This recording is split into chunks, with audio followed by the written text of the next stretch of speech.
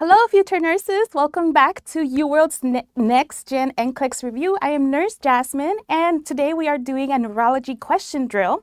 So let us know if this is your favorite topic or your least favorite topic. If it's your least favorite topic, that's okay, but it's very important to understand and learn neurology stuff. So if this is your first time watching us, we're going to read the question. You'll have 30 seconds to answer and drop your answers in the chat, and then we'll go over the rationales.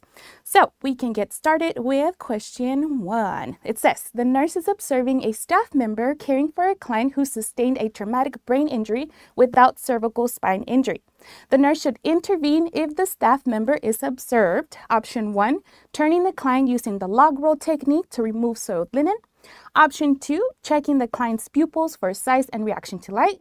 Option 3, monitoring the client's gag and cough reflexes. Or option 4, which is placing the client in a Trendelenburg position. So I see everybody's popping up in the chat. Good morning. Let us know where you're joining us from.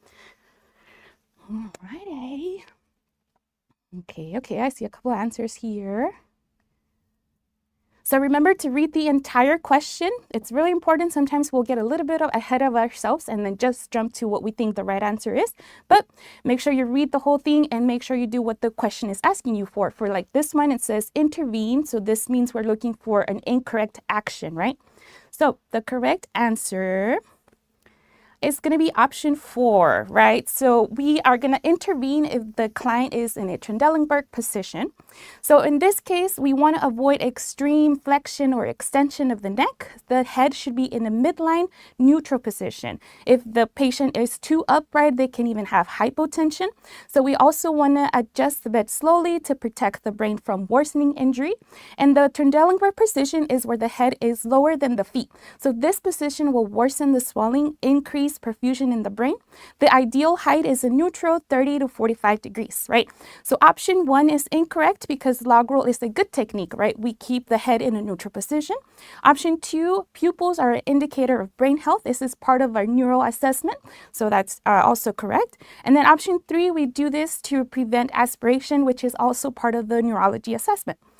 So, I see a couple of comments. I see we're joining from West Africa, India, Philippines. How cool. And then we have Britt Blake on YouTube. They passed their NCLEX. Congratulations. This is exciting. Starting a good note. All right, next question. The nurse is preparing to administer alteplase to a client who is experiencing an ischemic stroke. Which of the following findings would require follow-up prior to administering the medication? Option 1, symptoms started 2 hours ago. Option 2, left total hip replacement 1 year ago.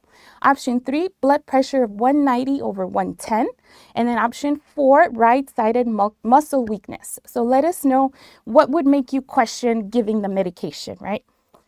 So we got more comments for people joining us from New Jersey, New York, Florida, and Canada. How cool. All right, guys.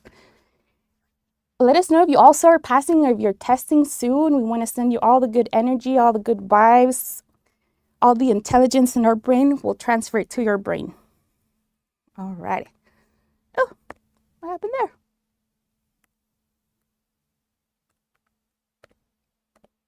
Oh. Sorry, it's not showing me the correct answer. But the correct answer is option 3. I'll show you guys. I'll tell you guys. Let's see. Where did my notes go? Sorry, y'all. A little bit of technical difficulties here.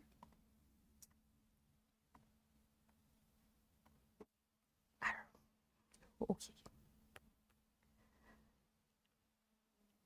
Did I jump too much ahead? Ischemic stroke. Okay, well, the right answer for that one is option 3. Before we get alteplase, if the blood pressure is that high, that is a contraindication to give this medication. So we would really follow up before we give the medication. We'll jump to the next question. Sorry, y'all. We can do this again next time. So the next question says, the nurse is caring for a client who had a right-sided stroke. Which of the following complications is the client at risk for developing? Select all the apply. So remember, we're going to have multiple correct answers. Option 1 says aspiration. Option 2, joint contractures. Option 3, impulsive behavior. And then option 4, numbness of the feet. And option 5, impaired concept of time. What do you know about a right-sided stroke, right? Let's see, Leslie on TikTok, she's taking her NCLEX October 22nd. Join me in sending her all good luck. Let's see, on YouTube, somebody's testing 19th of December. It's coming up soon. We got, yes, high blood pressure may cause bleeding. Great job. Joining us from London. Great job, everybody. All right, so the right answer for this one is going to be options 1, 2, 3, and 5, right? So the right hemisphere is associated with spatial processing. So this means it's activated for tasks that involve emotion, art, and music. So the clients experiencing right-sided stroke are going to have difficulty with spatial perception, impaired concept of time, impulsivity, and left-sided hemiplegia, which may lead to the contractures. And then we also want to do swallow evaluations before allowing oral intake, because the stroke can cause dysphagia, that's the difficulty swallowing, which increases the risk for aspiration. That's our option 1. So option 4 is incorrect, because bilateral numbness is tingling of the feet, is related to peripheral neuropathy, which often is associated with diabetes mellitus. But that one could be tricky, because numbness is also like a symptom of a stroke, a manifestation of a stroke. That's why you got to make sure to read the entire question. Prince passed their NCLEX and their first try in 85 questions. That's right. Yes, you did. All right, so the next question says, the nurse has attended a staff education program about implementing seizure precautions. Which of the following statements by the nurse would require follow-up? Option 1, I should ensure the client has the peripheral venous access device in place. Option 2, I should remove any restrictive clothing or jewelry the client is wearing. Option 3, I will place oxygen and suction equipment in the client's room. And option 4, I will keep tongue blades at the client's bedside. So seizure precautions are really important to know. You have to do them for every client that has a history of seizure precautions or is at risk for developing seizures, I'm sorry. Let's see, where else is everybody joining us from? We have San Antonio. Yes, we want to see your reasoning. That's how we really know that you're understanding the concepts. Let's see, I see a bunch of answers coming in already. Everybody's doing great. I like your hair. Thank you, Melissa. Alrighty, and I'll tell you guys a little bit about what you can find in our website, which we always tell you guys all the time. It's uworldnursing.com. That is our home base. That's where you can find the links to all of our products, to our pricing. You can see a copy of our live schedule. You can also subscribe so that you don't miss any notifications. You can also see question samples with the rationales, and we have the link to our free 7-day trial there.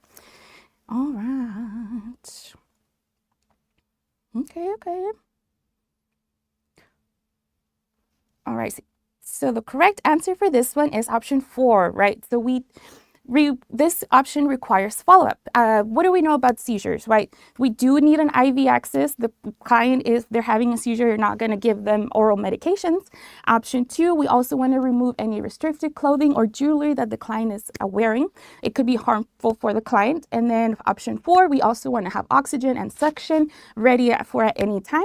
And option 4 is incorrect, because we don't put anything in the client's mouth when they're having a seizure. They could bite it off, they could aspirate with that, so we avoid anything oral during a seizure. Yes, that's right. Nothing should be placed in their mouth because it makes injury. Yes, great job. Great job, everybody. Okay, next question. We're moving through this pretty fast. It says, the nurse in the emergency department is caring for a client who has slurred speech and left-sided facial droop and weakness. Which of the following actions would be a priority for the nurse to take? Option 1, administer IV dextrose to the client. Option 2, prepare the client for a 12-lead ECG. Option 3, obtain a blood specimen to check the client's serum potassium level. And option 4, transport the client to radiology department for a CT scan of the head. Let us know what you think, what you know about left-sided facial droop and weakness. Never use the tongue blade. Great job. That's right. Okay, we see a lot of answers. Let's see, let's see. All right, like your rationales, guys. Alrighty, so the correct answer is option 4, right? We want to get this client to the radiology department for a CT scan as fast as we can. Maybe the other options are something that we would do, but not a priority, especially if the client is experiencing symptoms like the slurred speech and the left facial droop and weakness. We want to move fast, right? So the stroke is an abrupt alteration in the cerebral perfusion and oxygenation to the brain tissue caused by a clot or hemorrhage, right? So clinical manifestations include headaches, facial droops, slurred speech, and unilateral numbness or weakness, like we said in the other question. So early recognition and treatment is critical, right, to reduce the permanent deficits and death. So we want to prepare the client for a CT scan to rule out the hemorrhagic stroke, so we know what interventions to take, right? And then remember, always do airway, breathing, circulation with the priority questions. We've talked about this before. All right. Thank you, Shiroki. They're not a nurse, but they're a lifelong medic, and we appreciate you, and we like that you're here. Welcome. Everybody's welcome. Why not? All right. Next question. The nurse has attended a staff education program about Alzheimer's disease. Which of the following statements by the nurse would require follow-up? Option 1, clients with AD may initially experience difficulty with short-term memory but retain long-term memory. Option 2, the caregiver of a client with AD should be offered referrals for support to reduce caregiver strain. Option 3, physical restraints should be used for clients with AD to manage agitation and confusion. And then option 4, a client who has a family member is at higher risk for developing AD. Let us know what you know about Alzheimer's disease. What do we know about it? What interventions do we take? How do we take care of these clients? All right. Okay. They're starting school. Michelle's starting nursing school in January. Welcome. We're excited that you're joining our nursing world here. Okay, I see a lot of answers. So I'm going to give it time because these are a little bit longer answers. All right, Kyle. Okay, I see you. All right. So, and then I also want to tell you guys, with our partnership with NSNA, we went to the spring conference in Seattle. Man, it feels like a long time ago, but that was so much fun. Our other team is going in November. They're going to Ohio. Let us know if you were here from Seattle. And then we hope to see that you guys there. We also have webinars. You can find the links on our rewardnursing.com. All right. So the correct answer is going to be option 3, right? Follow-up, it means that the action or statement is not safe for the client, right? We don't want to put restraints on a client with Alzheimer's disease. It's a progressive neurocognitive condition that causes cognitive decline and memory loss, right? So we can reduce their agitation by providing diversional activities like music, photos. Sometimes we'll have like little vests that we have for them to do activities on. We want to reorient the client to the place and situation. We want to assure them that they're safe. You know, if they have already Alzheimer's disease and they're in an unfamiliar place, it's going to bring the agitation and more confusion, right? So we want to keep as much consistency as we can with the caregivers. We can ask family members to stay, but we don't want to use restraints. This is going to make the situation worse, right? They're already confused and we're putting on these restraints. This is going to make them even more agitated, right? So we want to avoid that. The other options are incorrect because there are correct statements. So option 1, in the early stages of Alzheimer's disease, we see clients experience difficulty with short-term memory, like forgetting their keys, and it eventually progresses for long-term memory loss. Option 2, again, it's an incorrect option, but a correct statement. You know, it can be straining to care for someone with Alzheimer's disease, especially at home, like on a one-on-one setting. It can be exhausting, and the caregiver needs support. So we want to give them all the referrals and resources that are available for them. And then option 4 is also correct, right? So this Alzheimer's has a genetic component. We want to encourage family members to also get tested as well. Great job. Decreased stimuli. Yes, great job. Let's see. Moni takes their NCLEX next week. Let's send her all the good vibes. Very good. Redirection should be used. Yeah, least invasive to most. Great job. You guys know this. Let's see. Yeah, great job. All right, we're on question 6 out of 7. Stick with me, guys. We're almost there. Next question. The nurse is planning care for a client with Parkinson's disease. Which of the following interventions should the nurse include in the client's plan of care? Select all the apply. Option 1, discourage the client for consuming snacks between meals. Option 2, remind the client to move slowly when transitioning from a sitting to standing position. Option 3, instruct the client's spouse to remove throw rugs from the home. Option 4, teach the client to use visualization techniques when experiencing freezing episodes. And option 5, encourage the client to take carbidopa, levodopa with high protein meals. I remember when I was in nursing school, I really liked that carbidopa, levodopa. It was just fun to say. It feels like a little spell, you know? Let's see. Oh, you guys are already popping the answers. This for on and yes, these are questions for RNs.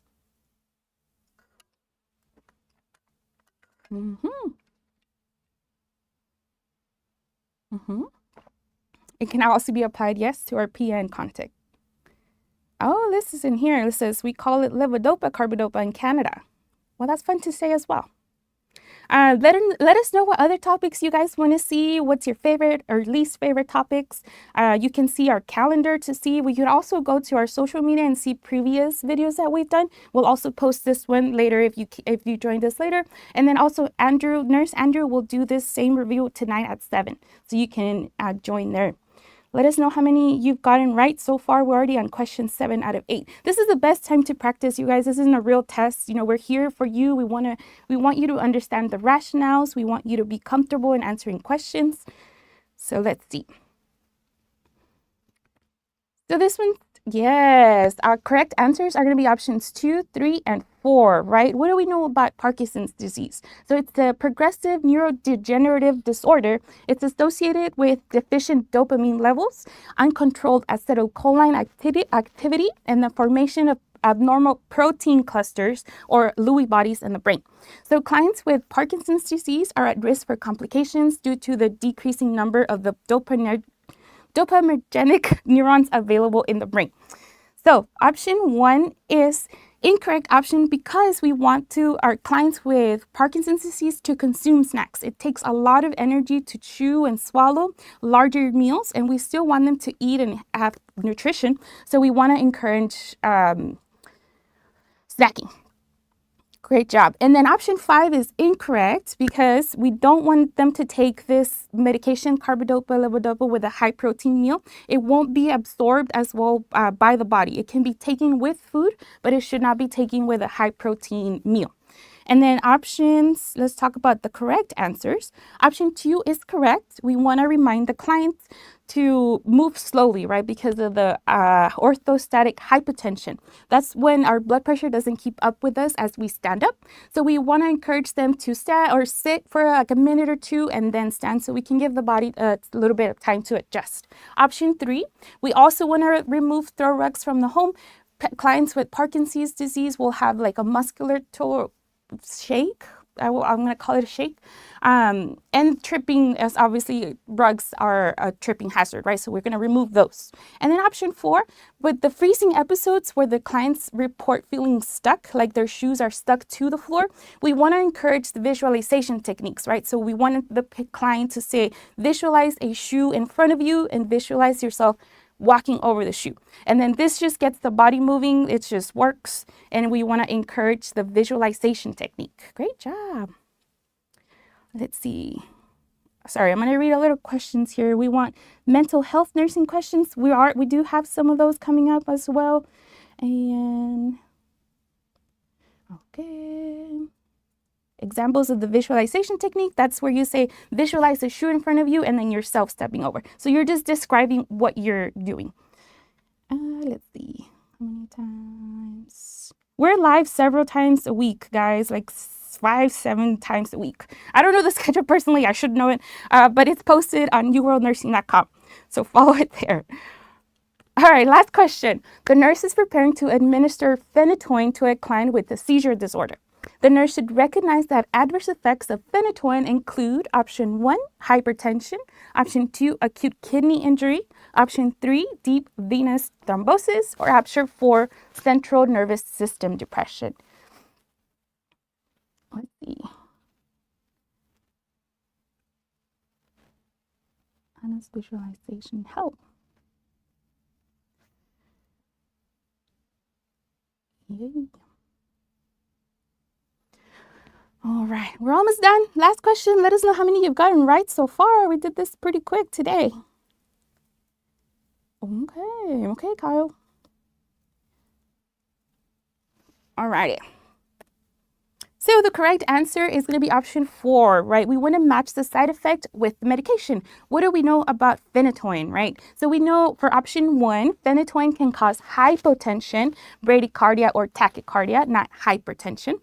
So we want to also monitor vital signs while we're giving this medication. Sorry, guys, I'm focusing on rationale. Option 2, acute kidney injury. This is incorrect. Phenytoin is metabolized by the liver, right? So we can develop acute hepatic injury or hepatic failure, but the kidneys are fine.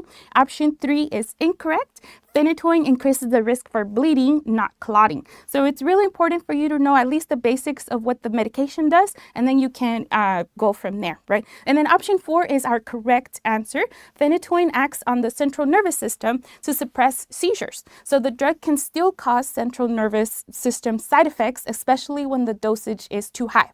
So at therapeutic levels like 10 to 20 micro mcgs, sedation, it'll cause sedation, and other side effects are mild. At plasma levels above 20, it's the toxicity, right? So we can see things like nystagmus, that's relatively common.